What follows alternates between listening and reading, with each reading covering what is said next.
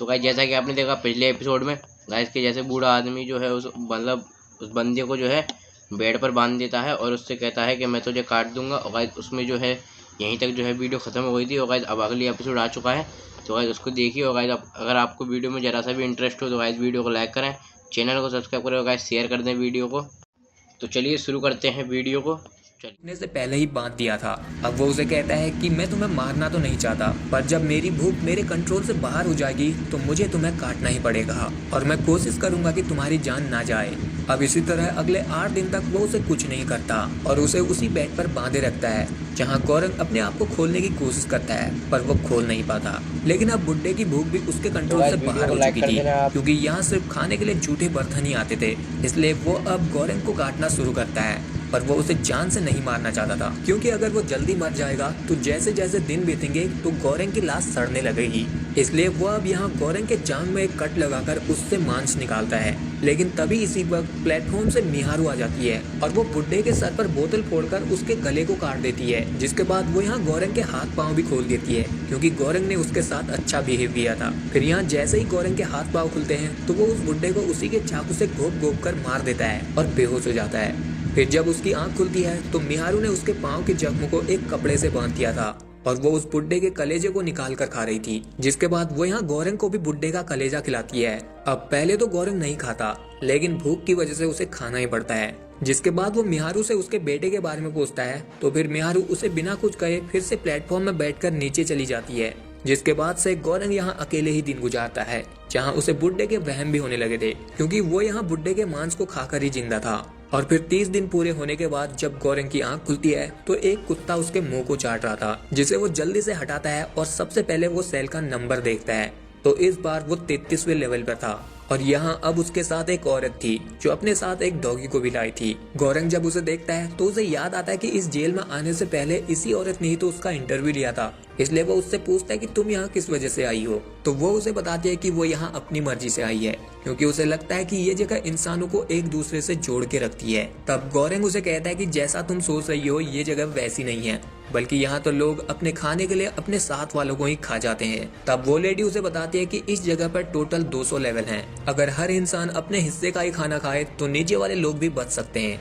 तभी यहाँ पर प्लेटफॉर्म नीचे आ जाता है, जिसके आते ही गौरंग तो खाना खाना शुरू कर देता है, लेकिन वो लेडी अपने कुत्ते को खिलाकर नीचे वालों के लिए भी खाना अलग से रख देती है। जिसके बाद जब प्लेटफॉर्म नीचे वाले लेवल पर जाता है तो वो लेडी नीचे वाले लोगों से कहती है कि उसने उनके लिए प्लेट में उनके हिस्से का खाना रख दिया है, तो वो उसे ही खाएं ताकि नीचे सभी लोगों तक खाना पहुंच सके। लेकिन इधर उसकी बातें सुनने के बाद नीचे वाले लोग उसे खाते खाते भी गाली सुनाते हैं। अब इसी तरह दिन बीतते जाते हैं और वो लेडी रोज नीचे वाले लोगों से रिक्वेस्ट करती है कि वो सिर्फ अपने हिस्से का खाना खाएं, लेकिन नीचे वाले लोग उसे रोज 4 गाली देकर चुप करा देते थे।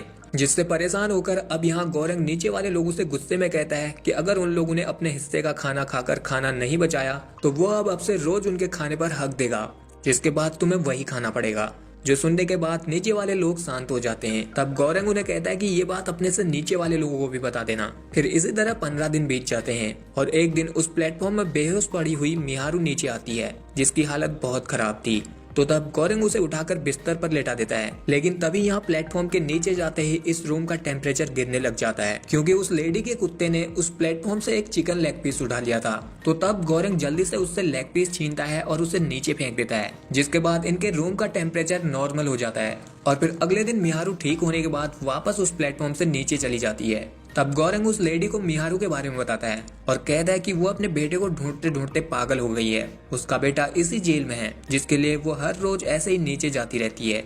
तब वो लेडी उसे बताती है कि इस जेल में 16 साल से कम के कोई भी नहीं है और मिहारू का यहाँ कोई बेटा नहीं है, क्योंकि 10 महीने पहले उसने उसका इंटरव्यू लिया था। वो उसे मिहारू के बारे में बताती है कि उसके ना ही माँ बाप है ना ही बच्चे। वो एक फेल्ड एक्ट्रेस थी जो यहाँ एक गिटार के साथ आई थी अपनी मर्जी से, पर अब वो यहाँ एक ऐसे बच्चे को ढूंढ रही है जो है ही नहीं। फिर यहाँ जब प्लेटफॉर्म नीचे वाले लोगों के पास पहुँचता है तो वो लोग मिहारू को देखकर बहुत खुश होते हैं, लेकिन तभी मिहारू बुड्ढे के चाकू से उनका भी काम तमाम कर देती है, जो देखकर गौरंग को समझ नहीं आता कि ये लेडी जो कह रही है वो सच है या फिर बुड्ढे ने जो उसे बताया था वो सच था।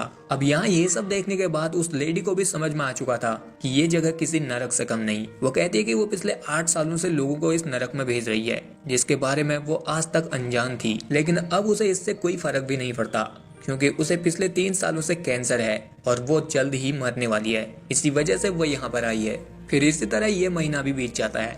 इसके बाद जब गौरंग की आंख खुलती है तो वो 202 लेवल के सेल में था, जिसे देखकर यहाँ उस लेडी ने खुद को पहले ही फांसी लगा रखी थी, क्योंकि उसे लगा था कि यहाँ तो सिर्फ 200 लेवल ही हैं, पर यहाँ तो 200 से भी नीचे और लेवल थे।